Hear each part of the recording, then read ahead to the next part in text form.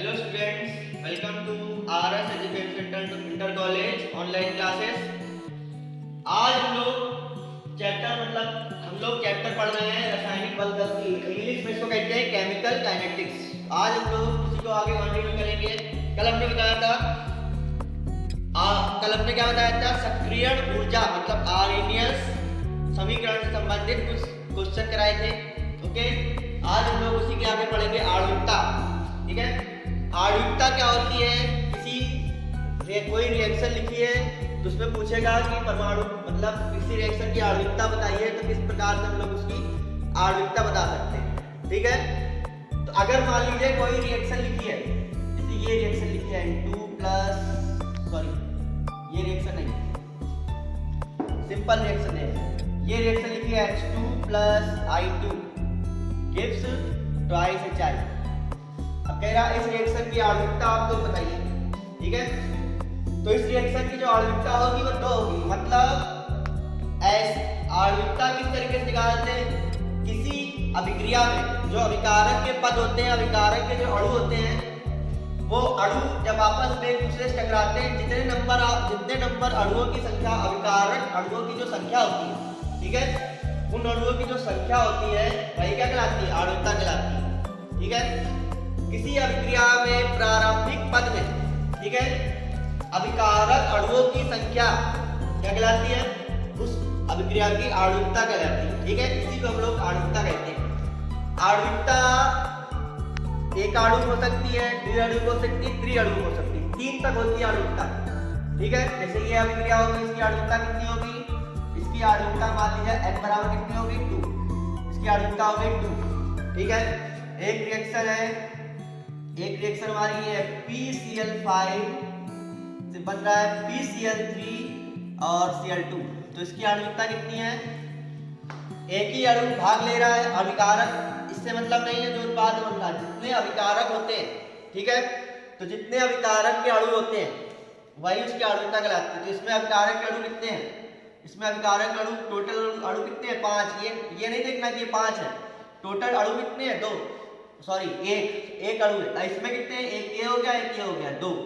ये नहीं देखना कि ये 2 है, ये 2 है, तो टोटल मिलके 4 हो जाएंगे, नहीं, ये आपस में खुद ही एक अणु है।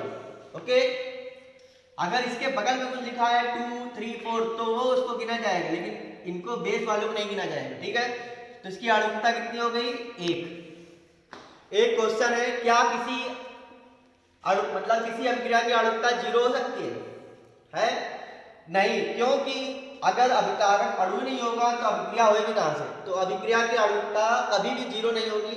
ठीक है, नेगेटिव भी नहीं होगी, माइनस, यानी रिएक्शन माइनस में चल रही है, ऐसा नहीं, कोई रिएक्शन माइनस में होती क्या? नहीं, तो अभिक्रिया की आणविकता 0 भी नहीं हो सकती है, ठीक है, ना ही नेगेटिव हो सकती है, मतलब ऋणात्मक हो सकती है। ठीक है, तो ये अभिक्रिया की आणविकता है।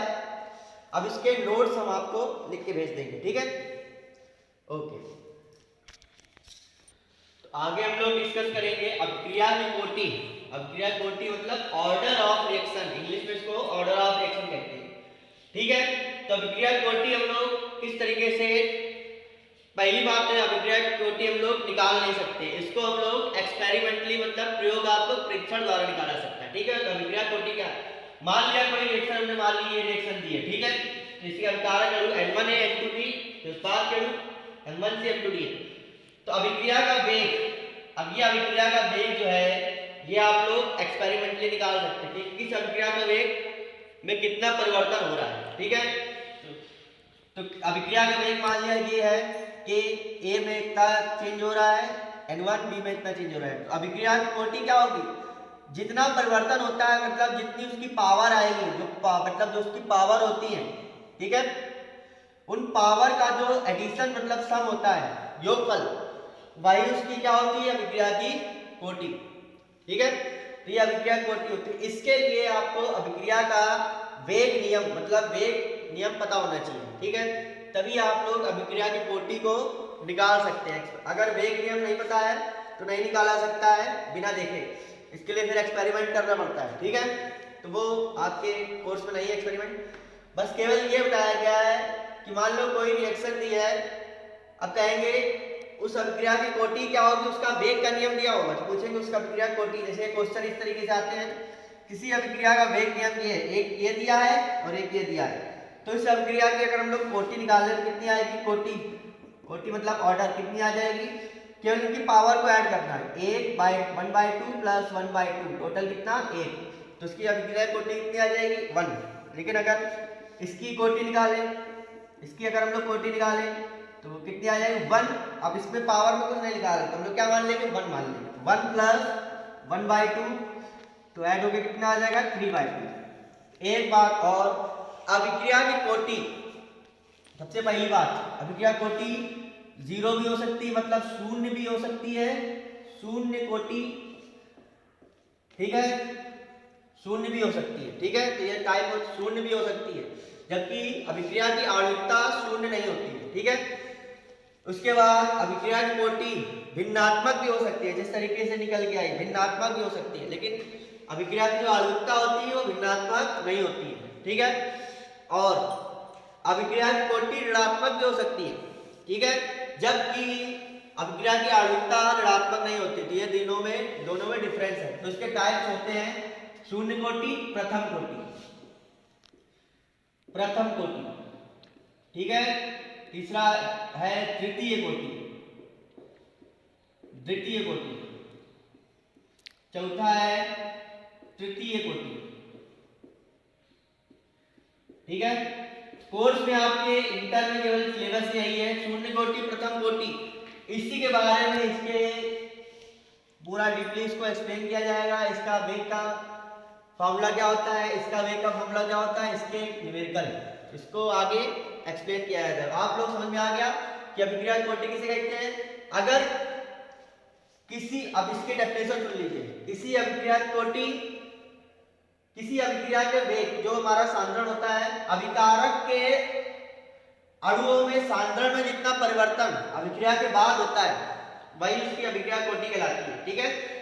बहुत सिंपल है, अभिकारक के अणुओं में सांद्रण, अभिकारक के अणुओं के सांद्रण में जितना परिवर्तन अभिक्रिया के बाद होता है वो अभिक्रिया की कोटि कहलाती है, ऑर्डर ऑफ रिएक्शन कहलाती है।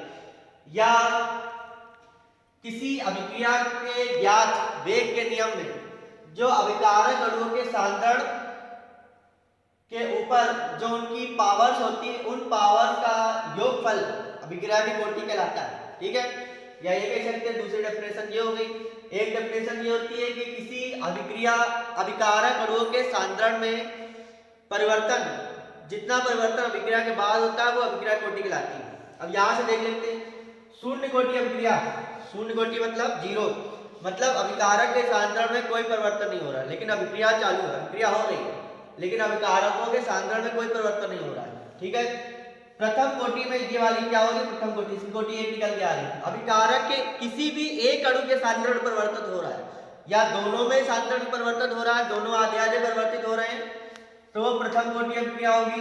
द्वितीय कोटि, जिसके दोनों अणुओं के सांद्रण परिवर्तित हो रहा होगा या किसी एक अणु के सांद्रण में दुगना परिवर्तन हो रहा होगा, तो द्वितीय कोटि। तृतीय कोटि, इसमें 3 अभिकारक अणु भी हो सकते हैं, 2 अभिकारक अणु भी हो सकते हैं, 1 अभिकारक अणु भी हो सकता है, ठीक है।